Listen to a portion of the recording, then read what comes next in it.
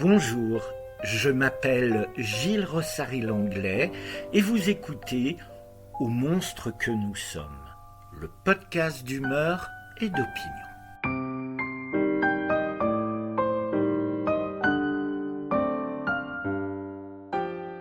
Cessons d'être écologistes.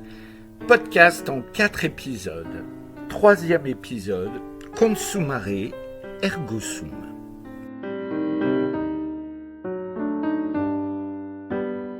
Dans les précédents épisodes, je vous ai exposé 2 des biais qui nous empêchent, moi y compris, de parfaitement identifier ce qui nous arrive frontalement. Car n'en doutons pas, comme le président de la République Emmanuel Macron, lors de ses vœux à la nation le 31 décembre 2022, nous dirons ou entendrons des gens prononcer le fameux « qui aurait pu prédire ». Je vous conseille d'écrire cette formule dans un moteur de recherche en y accolant le prénom et le nom du président. Vous verrez dans les vidéos proposées celle de l'INA. Un montage d'archives télévisuelles qui, dès 1979, avec le très regretté Haroun Tazieff, tire la sonnette d'alarme en décrivant, sans se tromper, la situation actuelle. On voit très clairement qu'il n'y a ni prédiction ni boule de cristal ici. Pourtant, je suis une ancienne Madame Irma. Non, juste de la science. Eh bien, malgré cela, quand nous allons nous fracasser sur les murs, beaucoup diront « qui aurait pu prédire cela ?» ou « qui aurait pu savoir ?» ou même « comprendre ?» Et vous savez le pire ? Bon nombre de ces gens seront de bonne foi, du moins via leur conscient, tandis que leur inconscient se cachera tant il aura honte. Sur le mur est obligatoirement là. Sur ce mur, nous projetterons ce que nous voudrons, mais le mur sera là. Seule sa composition peut changer. Je vous l'ai expliqué. La disparition de la race humaine et le requin des dents de la mer. Dans mon podcast sur l'IA, je vous ai appris que de vous-même, mais aussi poussé de l'extérieur, vous allez préférer vous faire peur par un cap, une échéance, une entité trouble et inatteignable, pour ne pas agir sur le présent. En somme, l'avenir restant une hypothèse, on se trouve toutes les excuses pour laisser aux autres le poids des obligations à venir. En l'occurrence, notre jeunesse. Pourtant, comme je vous l'ai expliqué, les murs dans lesquels nous fonçons sont tout autres qu'une vague menace. Nous connaissons déjà en France en 2025 des pénuries de médicaments, alors que nous ne représentons que 0,81% de la population mondiale. Je vous laisse imaginer dans 5 ans. Nous, vous et moi, allons devoir affronter les pénuries et les guerres pour les ressources, les produits manufacturés et même l'appétit d'autres nations pour nos propres territoires. La catastrophe écologique n'est ni pour demain ou après-demain, elle a commencé et nous sommes déjà touchés. Mais comme nous nous tétanisons sur la fin de l'humanité comme dans un film catastrophe hollywoodien, nous ne le voyons ni ne le comprenons. Il nous faut donc comprendre le plus gros verrou dans cet aveuglement mortifère. Je vais pour cela reprendre le titre de cet épisode. Consumare ergo sum. Cette pseudo-expression latine est un pastiche du fameux cogito ergo sum de Descartes, que l'on traduit par « je pense, donc je suis ». Je l'ai ici transformé en « je consomme, donc je suis ». Le commerce a été de tout temps ce qui permit à l'humanité d'échanger, évoluer, apprendre des autres.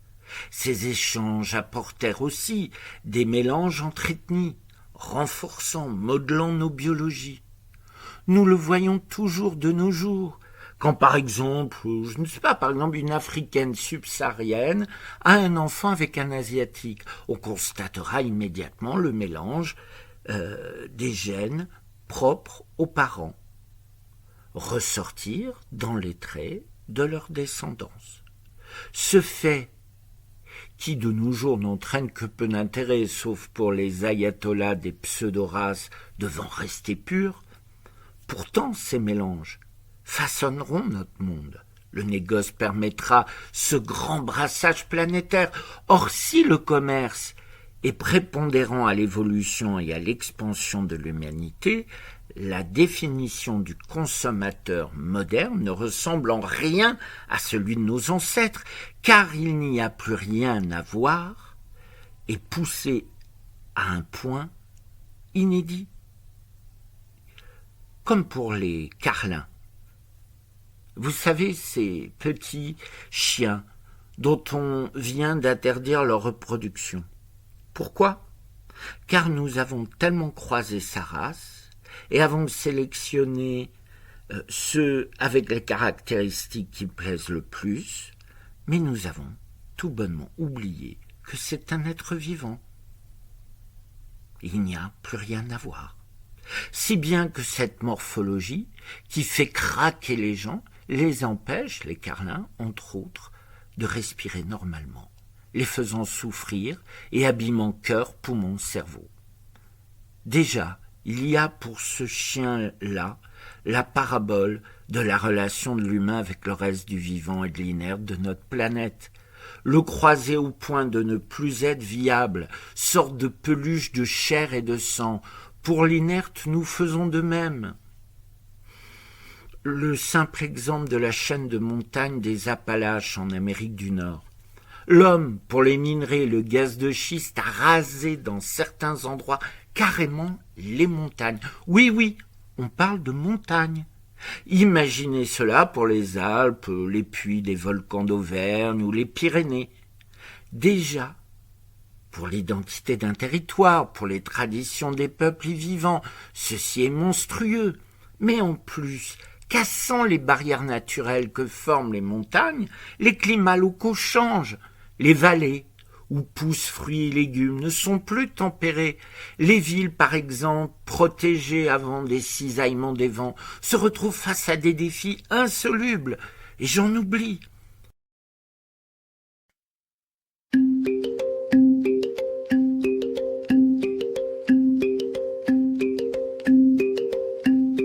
Consumere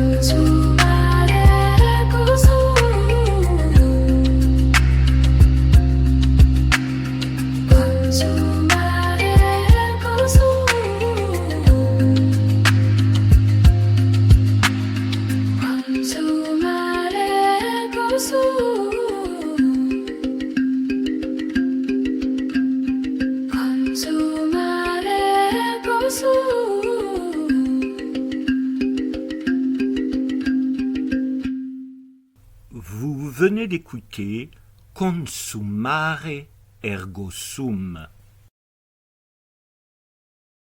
Or donc, dans notre rapport au marchand, on retrouve les mêmes choses que pour le carlin. Satisfaire extérieurement, mais mortel intérieurement.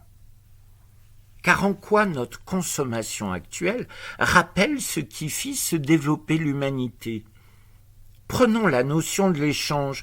Nous avons poussé la personnalisation de l'acte d'achat au point de ne plus avoir besoin de vendeurs avec qui échanger pour être conseillé, ni même de sortir de chez soi, puisque tout se livre, et cela allant de la nourriture à la drogue, de matelas à l'électroménager, des vêtements aux plantes d'agrément, tout se livre, le sexe tarifé comme les médicaments, les billets de voyage au repas bien chaud. Où sont les échanges avec d'autres humains? Où sont les mélanges, les découvertes, les incompréhensions? Comme nous nous définissons dans notre société par ce que nous achetons, nos habitudes de consommation nous formatent. Ne plus sortir dans la rue quotidiennement rend cette zone de plus en plus étrangère, et les craintes et défiances irraisonnées sur cette zone explosent. On devient persuadé que dehors, c'est le péril. Ne sortons plus, nous ne rencontrons plus, comme avant, les gens de tout milieu et d'avis différents. Nous nous enfermons dans nos bulles, et l'autre devient, en plus d'un étranger, un danger potentiel. Cela radicalise nos opinions et nous empêche de plus en plus de fonctionner comme une citoyenne ou un citoyen. Nous exigeons, achetons, mais ne partageons, échangeons, donnons, et surtout, nous n'acceptons plus la frustration. Nous devenons le début et la fin de toute chose, et fin, je pourrais même l'écrire F-A-I-M. Alors, face à ce constat qui ne peut que nous déplaire, mais ô combien réel, il apparaît évident que nous ne pouvons réagir comme on le devrait face à l'Himalaya que nous nous apprêtons à prendre en pleine poire. C'est ici qu'il faut déterminer les théories complotistes d'êtres non humains. Oui, il faut les déterminer. Il faut les voir, mais il faut les déminer. Donc oui, dans les théories du complot, des êtres non humains qui, dans l'obscurité de notre monde, ourdissent des plans machiavéliques afin de nous mettre en esclavage. Avez-vous remarqué, comme l'axe central de ces fables est toujours, si je veux résumer en une phrase qu'un enfant pourrait nous dire, « c'est pas moi, c'est l'autre ». Car là est le confort qu'offrent ces théories. Elles tendent à nous déresponsabiliser de tout et où des vrais responsables autour de nous. Elles nous disent que si on a tout raté, ce n'est pas notre responsabilité, mais des reptiliens qui veulent nous garder en esclavage. Ce n'est pas moi qui, par mes choix, détruis la planète, mais des aliens qui veulent rendre la Terre viable pour eux et mortelle pour nous. Si je n'ai pas eu ce job, c'est la faute des lobbies juifs ou celui des lobbies LGBT ou des francs-maçons, les trois allant de pair, pour ne former que le seul et unique menace.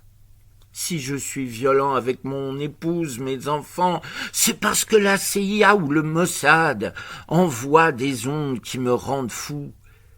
Si les femmes se font violer dans le cadre de leur propre famille, c'est la faute de l'islam, qui veut que chaque femme soit réduite à un objet, etc. Triste constat, car si cela n'était que circonscrit à des folies douces, ceci pourrait nous amener sur le visage un doux sourire d'amusement et même de tendresse. Or, vous le voyez, cela porte sur des sujets tellement graves. Car ne pas accepter la réalité peut vous entraîner à perpétrer des actes extrêmes. Mais il y a aussi tout un impensé dans ce constat. C'est celui de l'inaction envers les vrais causeurs de problèmes. car on dit de manière délirante que les élites sont pédophiles, par exemple, et qu'ils capturent et font subir le pire à des enfants autour de nous.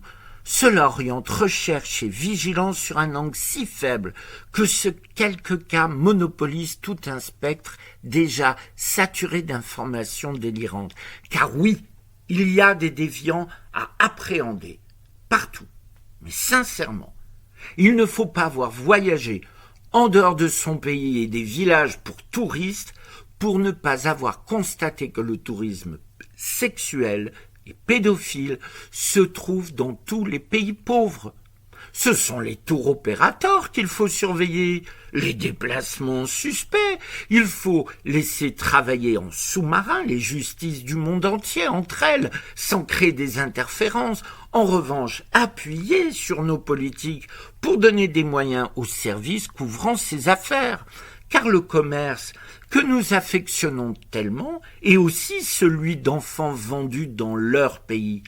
Assis devant un écran d'ordinateur ou depuis un simple smartphone, on peut en 10 minutes réserver son vol, sa chambre d'hôtel dans un pays et ville où il est facile de se laisser aller à ses penchants pédophiles. Toutes ces théories détournent la pression que nous pourrions faire sur ceux empoisonnant vraiment nos vies. Le maire de notre ville, l'entreprise qui nous vire, alors qu'elle accumule les profits, les prêtres qui utilisent une école privée pour agresser les enfants, les chasseurs qui vous empêchent de vous promener librement dans un espace public, les agriculteurs qui vont empoisonner la source d'eau qui fournit votre ville, le politique qui met en place une loi qui va contre le bien-être de la population, etc. Nous sommes entrés dans une ère de déresponsabilisation. Plus personne ne veut assumer ses actes. À l'heure où j'écris ces lignes, avant même qu'elles ne soient enregistrées, j'attends le verdict du procès que j'ai initié. L'affaire dite de la sextape de Saint-Étienne va certainement me voir déclaré coupable sur les points qui me sont reprochés.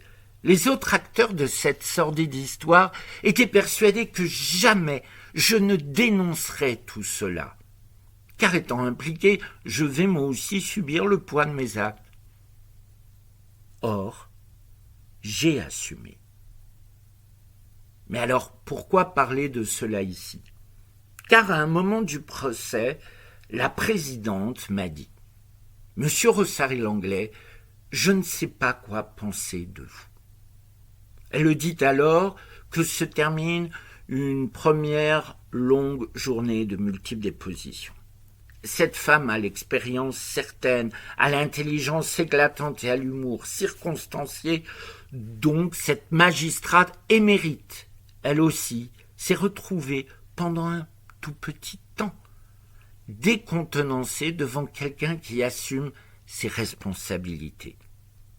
Je ne suis pas un héros, loin de là, mais j'estime que ce soit pour le bon, mais aussi pour le mauvais, il faut savoir assumer ses actes.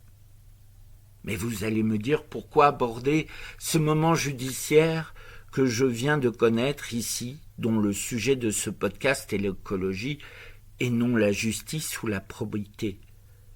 Tout simplement, toujours, cette satanée responsabilité et sa grande rivale, l'irresponsabilité.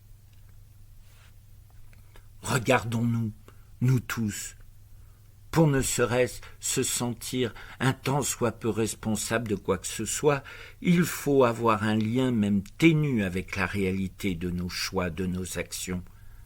Mais le monde consumériste dans lequel nous sommes nous a tellement coupés de la réalité, nous rendant irresponsables par nature. Mais comme l'être humain a besoin de raison, de cause, de coupable, on nous dit que ce qui menace nos existences, nos habitudes, notre confort, ce sont les immigrés, les écolos, les gauchos, les artistes, l'État, et toujours ainsi nous isoler encore plus du monde du vrai. Non, nous ne sommes ni dominés par des reptiliens, ni vendus par des francs-maçons, ni manipulés par des juifs, ni envahis par les musulmans. Les problèmes que nous rencontrons, nous le devons en fait qu'à nous-mêmes. D'où le doux plaisir malsain de mettre la charge sur les autres. Notre inconscient sait, et pour ne pas le manifester, il nous fait comporter tels des junkies en manque, et pour avoir notre dose, nous surconsommons, au point d'être en overdose. J'exagère. Quand vous commandez sur une plateforme, pensez-vous aux travailleurs esclaves? Aux lieux détruits par la matière première, mais aussi celle raffinée? Pensez-vous au carburant, aux livreurs sous-payés? Quand vous achetez vos tomates dans votre hypermarché, pensez-vous à ces mêmes choses? Quand vous allez au cinéma, pensez-vous à la provenance de votre pop-corn, aux résidus qu'ont laissés les scènes d'action, à l'énergie consommée pour les scènes en images de synthèse? Idem pour les concerts, les meetings politiques, les biennales. Dois-je continuer? Et pour nos bonnes consciences, combien par exemple faudra-t-il de chacapanques qui ont décidé d'exercer leur art en juste adéquation avec l'état de notre planète? Nous sommes tellement coupés de la réalité, de ce que nous consommons, qu'il est difficile de se sentir responsable et donc encore moins d'agir. Cela nous exonère-t-il de toute responsabilité? Bien non, au contraire, car quelques voix se font dissidentes et nous appellent, nous supplient d'agir. Devons-nous les croire sur parole? Non, bien évidemment, mais voilà, alors qu'un être se disant humain et donc doué de discernement se devrait, par exemple, se rendre dans les lieux autour de chez soi, permettant de confirmer ou infirmer ce que ces lanceurs d'alerte clament. Allez-vous dans des camps de migrants? Allez-vous dans des foyers de jeunes travailleurs, des refuges pour animaux, les nuits debout devant les abattoirs, etc. Peu le font. Allez voir la réalité. Je sais cette supplique au relent de prières désespérées est sûrement stupide, car nous sommes devenus des animaux aliénés à notre confort, et donc demander ce pas de côté certainement vain. Pourtant notre monde actuel va péricliter. Ce n'est ni une prophétie, ni de la propagande politique. Quand les scientifiques du monde entier, de toute ethnie, de toute discipline, de toute religion, vous le disent, pourquoi ne pas l'entendre? Ce sera l'horizon du prochain et 4e épisode s'intitulant « It's Beyond My Control ».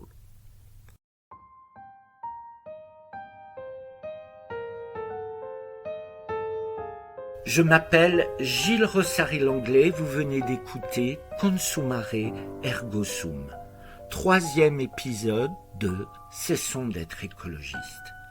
Podcast en 4 parties.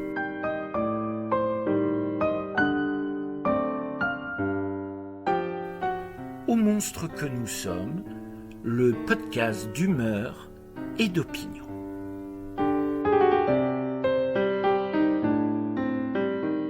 Tous mes remerciements à vous qui écoutez mes podcasts et n'oubliez pas de les liker, partager et d'en parler autour de vous.